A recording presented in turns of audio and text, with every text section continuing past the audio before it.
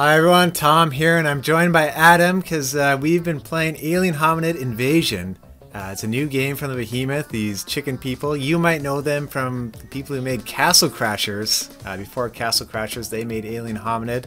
And just to reiterate or stress that Alien Hominid Invasion is a brand new game. It's not a remaster of the original. So just to clear that up, having a lot of fun, played with Adam. Adam, did you play Alien Hominid in the past to kind of give people a groundwork of where you're coming from? Not well. I mean, when Alien Hominid came out, I would have been like 6 years old or something. And no, it was a game. It was a game I knew about, and then later on played Castle Crashers.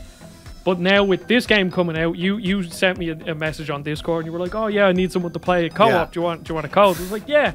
And I was thinking it was a HD remaster of the old game, and it's kind of confusing because this is Alien Hominid Invasion is a roguelike or roguelite, I guess. Yeah.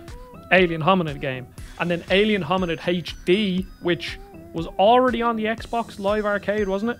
Yeah, at least on 360 back in the day too. Yeah, so. Is now coming to Steam, Switch, and Xbox, I believe.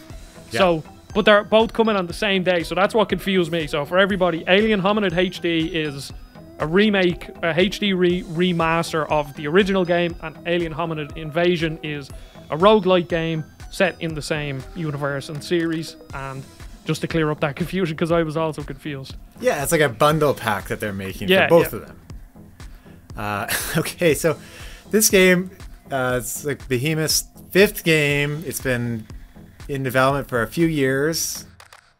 I played it in Steam Next Fest before. One thing I love about this game it's just the agents, the way they're drawn and everything. It's just like playing a cartoon.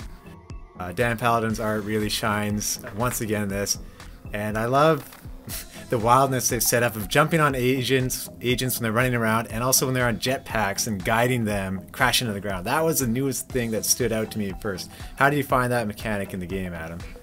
It's one of the most useful mechanics that you'll use in the game. One thing is that this game is quite difficult.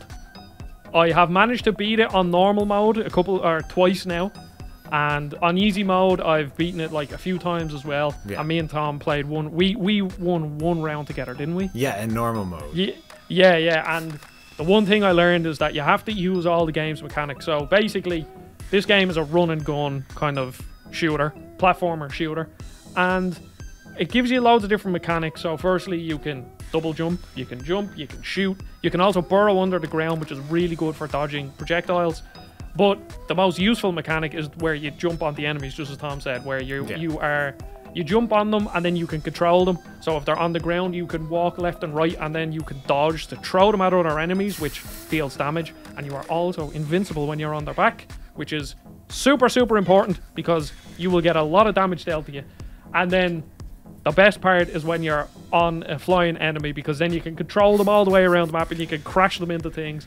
And some of them flying enemies are very difficult. Yeah. So there's my pro tip for this. Just jump on people's backs because it's the way to win this game. And it's kind of a wild feeling. And you can also jump on other aliens too. Like they'll throw in sort of NPC aliens to help you out, or your teammates. You can jump on them or create kind of like it almost looks like ice cream scoops, like a little tower. Yeah. and I guess to reiterate too, like the Alien Hominid original, it's very much like Contra, where you would die pretty much in one hit. Well, in this one, you absorb bullets, you're a bit more like a sponge, but you have very limited lives, and once you're out of lives, it's it. Well, in the previous one, you can kind of continue more. And I guess with some of those enemies that you jump on their backs, there's armor enemies too, and you try to jump at them, they'll pick you up and throw you off. Just another one of the great animations in the game. And moving on to the amount of crazy weapons in Alien Hominid Invasion. What was your favorite weapon that you used, Adam? I'm kind of torn between two. So I found that some of the weapons in this game were awful. I just didn't like them. There was a submachine gun that actually had to reload. Yeah. Just kind of, you had time where you were just wearing shooting, because this game is just like there's just chaos everywhere, absolutely everywhere. Especially in co-op, there's projectiles, there's explosions, there's gas going off, everything is going off. And this one, the submachine gun, I did not like. But that's the main one that stands out in my head. But there was two that I really loved, and one was a gun that shot bees. Yes. And games do this the odd time where you have a gun that shoots bees. Terraria pops to mind when I think of a game that has a gun that shoots bees, and there's just something so cool. Even actually Watch Dogs Legions as well has a gun that shoots bees, and there's just something so cool about sending a swarm of bees on somebody, and you can also charge it up and get a big bee that just deals crazy damage. And then my go-to weapon was the dual lasers, because it was just a reliable weapon. You could shoot it fast, you could charge up, it went through enemies, and it just felt like, you know, just dealt a lot of damage. And I mean, there's honestly, as I go through my head just thinking, I just came off playing the game there for like 2 or 3 hours, and just going through, there's other ones that shoot out like toxic sludge bombs. Yep. That just kill everything. And then you have the little pea shooter, and you have, I'm trying to think what other one. You have one that freezes enemies. Yeah, the freeze one, there's a flamethrower. Yeah. The freeze one's pretty handy, and I love the animation from the enemies when they die and they kind of turn into like a snowman and evaporate. The bee gun is called the BB gun, hilariously. I had one today that I found where it shoots kind of like what looks like a firework, but it's a missile, and it spins and slowly homes in on enemies. That was pretty handy. But yeah, the human weapons like the machine gun and the shotgun weren't quite as good at first, but definitely dual laser was my go-to as well. Yeah, I think that was just a good one. And then I think there's quite a bit of enemy variety in the game as well, which I really like. Like every single run there was like some new agent that popped out, and they all kind of look the same, but they all have different weapons. You know, you'll have a jetpack guy that has one weapon, and then you'll have someone that has a sniper, and them sniper enemies I didn't like, because they just shot you from miles away, and there's just so much going on. I think that's probably my main criticism with this game, is that at some points there's too much going on the screen, especially in co-op. We only played with 2 people. I can only imagine what it's like with 4, and you did play with 4, didn't you? Yeah. And like there was times when there was 8, 10, 12 enemies on the screen shooting projectiles, and there was gas coming up from the ground. And while it does look good, this game looks fantastic. I think it looks like a Cartoon Network cartoon. Just a weird Saturday morning cartoon vibe about it. But at points, it's almost inevitable that you're going to take damage just because how much stuff is going on. Now, I'm sure the best Alien Hominid player in the world could maybe dodge all the projectiles before an average player. Well, actually, no. I think I'm like rank 15th in the world right now. Now, that might only be because, you know, there's only a handful of people reviewing the game, but I'll take it. Yeah. So that's going on my CV. I'm now the 15th in the world person at Alien Hominid Invasion. And because in Alien Hominid 1, it was one shot and you're dead. At least here you have a health bar, so damage isn't as detrimental to your run. But obviously, for anybody that plays roguelikes, the less damage you take, the better, because you never know. You might run into some boss later on down the line, or some group of enemies that you just don't gel with, and they just take 3/4 of your health, and there's a life nearly gone. So I think that's probably, I think that, and then maybe that some of the runs don't really feel too different. It's like every run, while I'm still having fun, like now I've only played 5 hours of this game, I'm still having fun. I like the runs are fun. I like trying out new weapons, but pretty much all the runs kind of feel the same. Yeah, with 4 players though, I'll say it takes a lot of focus on trying to keep track of where you are, and really it helps when you're all wearing different hats. Yeah, I find even when the aliens kind of similar, you can get mixed up, so different hats help a lot in keeping track. But it's a lot to ask for somebody who's brand new to the game to drop in sometimes. Like, it's fun to be had, but it can be a challenge to try to get through that run with 4 people. And also you get less chances, I find, for jumping on agents and throwing them and stuff like that. You have to simplify your game plan almost. Yeah, because when we were playing co-op, it's like we didn't use the jumping on the enemies as much, because I could be focusing on maybe trying to jump on an enemy, and then you could shoot him and kill him. Yeah. And then that's like my whole game plan gone out the window, whereas in single player, you can be a bit more deliberate. Yeah. It's kind of like similar to, I guess, if you play like a 2D Mario game in co-op. It's like, there's just more chaos. There's plenty of fun to be had, but it's just more chaotic, so you can't be as deliberate. Exactly. And for me personally, I got used to the verticality of Alien Hominid Invasion, but I found some people when they're starting out, it's hard for them. Like there's a double jump and you can shoot and push yourself up, but for them to get enemies up higher, for them having maybe some sort of modifier will help them out. Because that can be a challenge for some of my friends. Yeah. Well, speaking about all this, you played some Alien Hominid HD, the original, and it'd be nice to touch on that and see how it's lasted over.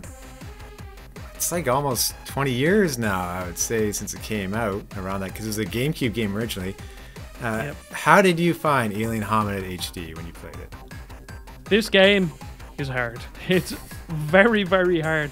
So I don't really have much experience with these kinds of games. Like I never really played Contra. Yeah. I guess the closest thing I have to Alien Hominid is playing Cuphead, which is fairly similar. Like the run and gun levels in Cuphead are essentially this, and then in between the levels, or in the levels in Alien Hominid, you fight bosses, whereas in Cuphead they're their own stage. But you know, it's similar enough. And at first I was like, oh, this game is very, very difficult. Like one shot and you're dead. You have like however many lives before you have to restart. And at one point I thought that you couldn't, you had to run through the game like an old arcade game where if you died, you lost all your lives, you have to go back to 1-1. But now you can start, once you beat a level, you could go back to like 1-2, 1-3, 1-4 and so on. So I think if I was to try get a high score in this game, I would pull my hair out. And I was playing this mostly on the Steam Deck, by the way. Both of these games, fantastic on the Steam Deck. I was playing them on the Steam Deck, and my Steam Deck would get thrown out the window if I tried to play this game without just restarting. But going through the levels one by one, I honestly had a lot of fun. I think, again, my main criticism is that the projectiles are kind of hard to see sometimes. They're like these, like they're a lot smaller in this game, in Alien Hominid. So eventually you get used to it, but at the start I was dying a lot because of a projectile that I didn't really see. But I really enjoy, again, I think the art style really holds up. Yeah. I really enjoy how the comedy still holds up. Like it's quite funny, and it feels like a Cartoon Network cartoon, just something like the Grim Adventures of Billy and Mandy for anybody that is my age, like them sorts of weird Cartoon Network cartoons. And I'm glad I got to play this game, because it was one of them games that I'd always heard about. You know, I saw it when I was a kid in like the rental shop and in GameStop and stuff, but I just never got around to it, and I'm glad that I finally got around to it now. Well, that's good to hear. And when I looked back in it, it was neat to see how many things in Alien Hominid Invasion they kind of took from that game and built in it, like the different shops. They all have different titles and stuff, and they've taken some of those and put them in the new game, even some objectives based on the old one. Like in my memory, there's only one weapon in Alien Hominid, the original, but yet there's many of the weapons that also appeared in Invasion, so it's nice they kind of took some of those pieces and built in it. And like you said, though, the bullets are smaller, so I think they improved on that on Invasion.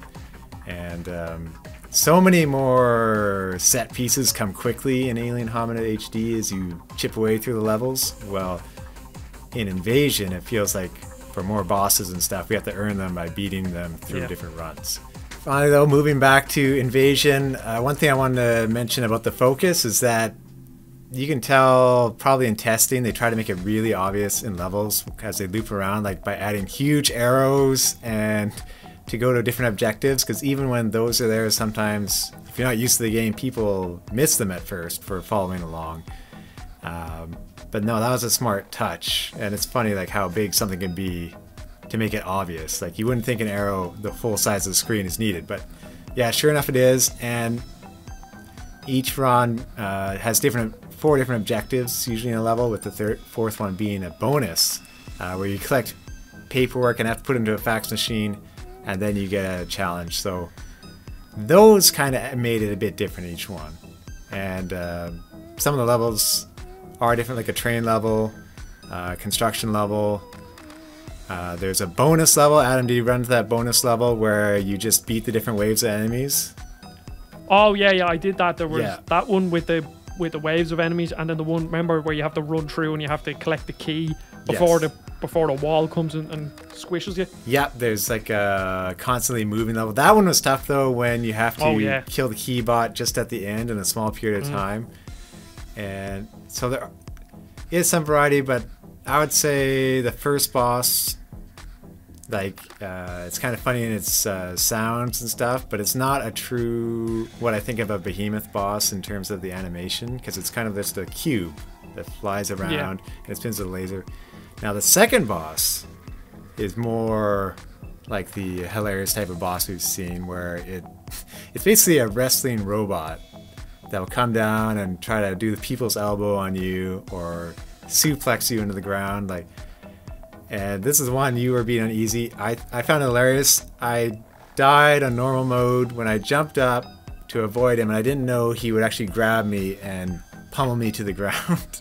The second boss was way more difficult. I did the exact same thing happened to me where I was playing on normal mode right before this happened. I was playing on normal mode. He had this much health, this much, and I got hit with that suplex in midair and I died, and then I was like, oh, well, I'll just turn down to easy because I want to beat him before we record this video. Yeah, they do have like a second phase, so that's nice in the last boss. And did you notice going to the last boss how, well, before in the first time around all the agents were laughing at you, and this time they were scared? Yeah, there was another little touch, you know, the doorman that you kill before you go into the boss. That's what I was talking about, the doorman, yeah. Yeah, if you go in, or on your next run, if you kill them, they have a little picture of him in the background and a little flower to like commemorate his death. And I think a lot of that stuff flew over my head, and now I like, when I saw that I was like, oh, I wonder what other stuff is in the back, because even as you're going into the boss arena, you see stuff in the background, like the little human character, and it's like wanted, kills, 0. Yeah. And then it's like the alien, wanted, kills, and then just like a random, like, you know, 44,000 kills or something like that. Yeah, it's some huge, ridiculous number for me. I think it was like 66,000 or something, but hopefully not the amount of times I died. But I would say in this game, though, there's a lot for like a long-term situation. Like, I don't know how fun it will last for everyone, but definitely longer than what I've had in this review period. And moving forward, like, I wish going back in, I maybe played it on easy mode more to unlock more bosses rather than trying to stick to normal mode, because there's also an insane mode. That would be my advice starting out in this game. And definitely bring friends along. Played great in online with you. It was great local, both same experience. It even actually picked up on a match when we had it disconnect one time. It picked up where we were, so that's nice. And no, definitely a little bit different than what I expect in a Behemoth game traditionally, but it's a nice way to move forward and hopefully have the game last longer than previous ones where you kind of beat through it and it's done. Yeah. Kind of going to closing thoughts now. Is there anything else you'd like to bring up, Adam, about Alien Hominid Invasion? Yes. One thing that really annoys me about roguelike games, I've played pretty much every single one of them under the sun, is that a lot of them don't let you save your run progress. But here, if you quit out and you join back, your run progress is saved, which is fantastic, because I've played loads of roguelikes where their runs are like 2 hours, an hour and a half long. You're like an hour in, and then, oh, I gotta go walk my dog, or I gotta do something else, but you can't quit because you know you're gonna lose your progress. So I appreciate that is a feature. Yeah, I didn't even think it was. It was just find out, like, can I do this? And going back in, it's like, hey, nice bonus. Yeah. With this game, you know, more great stuff. Dan Paladin's art, I feel like it's been stepped up another level of polish. I would say I like this game a lot so far. Maybe it will change later once I unlock more content. But like, I had played it for about 10 hours, I would say, in this review period. Adam, what would you give this game on the GameXplain review score scale? I would give it a liked, with a potential, you know, it can bump up if there is more content later. Yes. Because I just feel, and this happens a lot again, like I played that Axolotl game, the AK Zolotl game, and this happens a lot with roguelites where you feel the runs don't change much, and usually if the runs don't change much in the first, say, 4 to 6 hours, then they usually won't change after 10 hours and after 15 hours, you know? I think we've kind of just been spoiled with games like The Binding of Isaac and games like Dead Cells that just give you so much stuff, and they give you so many secret rooms, and they give you so many secret bosses and secret items, that when a game doesn't have that, it kind of pales in comparison in my mind. But that could happen down the line, I'm not sure. Yeah, I get the impression there's more content in the game. There's definitely a shop that you reach through where you buy tons of different weapons, different mutators. Well, the mutators are more like what you get after beating the run. You unlock those, but different items, different customization that all affect stats. There's so much content in there to customize your character and change what the abilities are. Okay, finally, favorite moment of the game, Adam. What was your favorite moment? Favorite moment of the game? I think I was seeing the little homage to I think his name is Jim, the bodyguard. Yeah. I think that's what it says, like his little picture, Jim, and a little flower beside him to commemorate his death. Yeah, this guy just him laughing at you at first is quite something. I'll say, yeah. And another one, the animation of when you respawn. Do you see like the little spinny things and like all the goop, and you can see him like animating, and then he drops down and there's your alien. That was another highlight. I have to say, I out of everything in this game, the graphics and the animation, truly unique and very, very nice. Yeah, I'll say my favorite part still is riding agents and having them flail their arms around, just how wild it is. That feeling, that still tops it. Okay, well, thank you very much, Adam. And this has been about Alien Hominid Invasion and Alien Hominid HD, both out now on Steam, Switch, and Xbox. Thanks so much for watching the discussion, and until next time, goodbye everyone. Goodbye.